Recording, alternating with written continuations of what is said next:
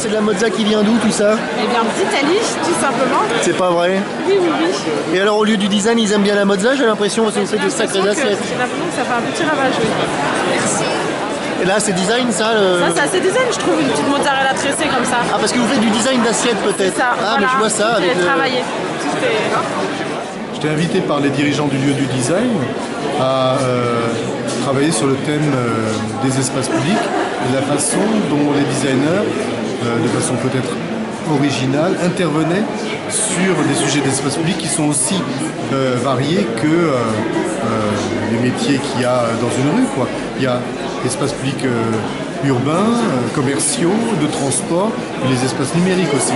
Et face à ça, les designers, c'est un métier pluriel, avec au-delà des métiers traditionnels, design graphique, design de produits, il y a des designers d'espace, des designers d'environnement, des designers d'interaction, des designers de services. Donc voilà, c'était intéressant de voir comment est-ce que le domaine pluriel des espaces publics, le domaine pluriel des designers pouvait être en intersection.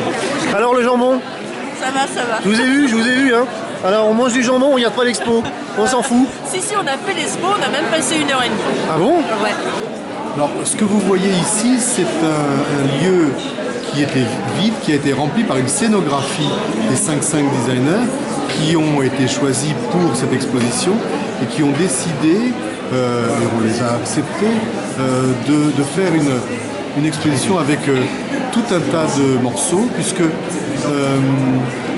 dans l'analyse qu'on a faite, j'ai proposé qu'on regarde le designer suivant ses 8 postures.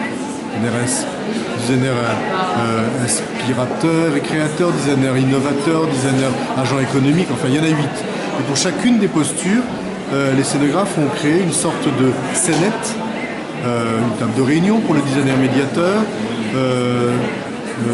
un mur de parpaing pour le designer révélateur d'identité, etc. Qui fait qu'il y a 8 expositions en une. Bravo! Bravo! Vous étiez là, vous étiez témoin, qu'est-ce qui s'est passé? J'ai tout vu, c'était une petite blonde. Ah bon? C'est le héros de la soirée. Et sans le courage de mes hommes, je ne serais jamais parvenu à éteindre ce feu. C'est un garçon à toi qui a sauvé la vitre. Tout va bien, c'est comme un happy end, tout le monde rigole à la fin. C'est génial. Bravo. Mozza est là. Bravo. Super Mozza. C'est vous Mozza? Oui. Bravo Mozza. On va vous montrer un petit peu comment ça se passait. Voilà, c'est cette chose-là qui a cramé. Et le petit bout rouge a disparu. Donc monsieur, vous êtes invité. Vous avez vu ce qui s'est passé? Ah oui, l'humanité a failli sauter. Hein. Non mais c'était très dangereux parce que tous les gens ont reculé, vous avez remarqué? J'ai remarqué que ça fumait, ça sentait pas bon. Ça sent encore, hein. C'est très mauvais pour les poumons. C'est inquiétant, puis ça fume encore un petit peu par Mais regardez. Ils ont eu la très bonne idée de cacher la bouteille sous la table. Qu'est-ce que vous en pensez? Je pense que c'est la moindre des choses.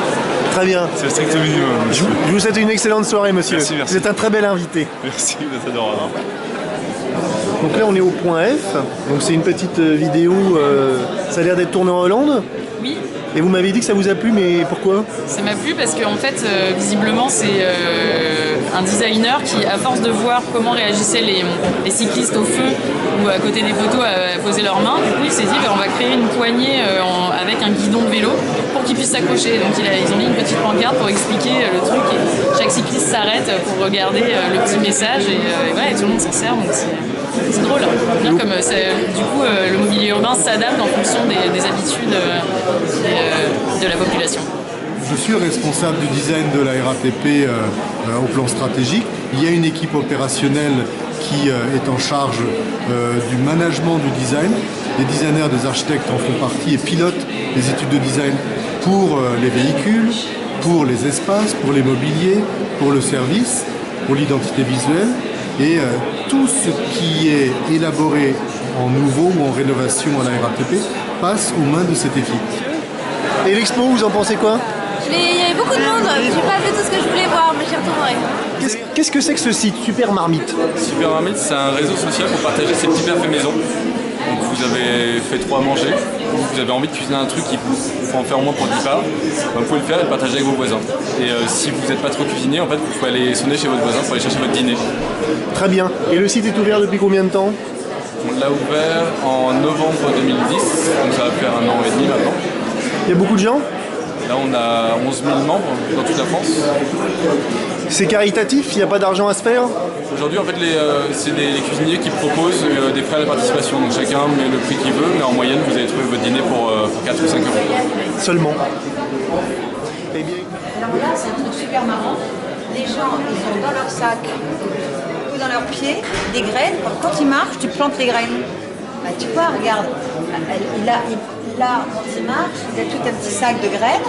Et quand il marche, il plante les graines. Tu valorises, oui, tu valorises ce que tu fais. c'est une super idée, ça, dites donc. C'est du design agricole, non?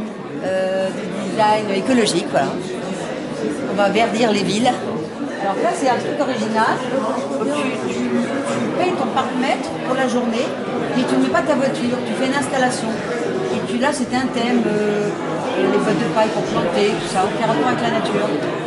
Sous les pavés, le design, moi je dis même dessous les pavés. Et je vais dire à plein d'amis de venir voir. Mais avec une visite guidée ou le livre, parce que si on n'a pas l'explication, c'est dommage, on passe à côté des choses. Ah oui, on a eu quelqu'un tout à l'heure qui nous a expliqué ce que c'était, donc sans le bouquin, on va pas bien Voilà. loin. Par contre, là, je dis aux gens, attention, prenez immédiatement le bouquin en rentrant, parce que du coup, on passe à côté des choses qui sont magnifiques. Donc alors, c'est un peu plus qu'un petit magazine qui explique l'expo, c'est quoi? En fait, c'est toute la légende. Donc, en fait, les légendes, elles ne sont pas expliquées sur les panneaux. Oui. Et donc, on a par rubrique. Donc, en fait, ça fait le trajet aussi qu'on doit suivre. Donc là, par exemple, pour le B, on a la brique B1 qui explique.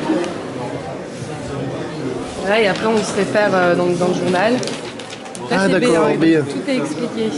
D'accord. Oui. Très bien. Ah, moi, je me suis régalée. C'est un moment de détente, c'est une vraie exposition. Voilà. Je vais dire à mes amis, c'est une expo, il faut se donner une heure. Vous connaissiez le lieu du design? Non, on m'en a beaucoup parlé.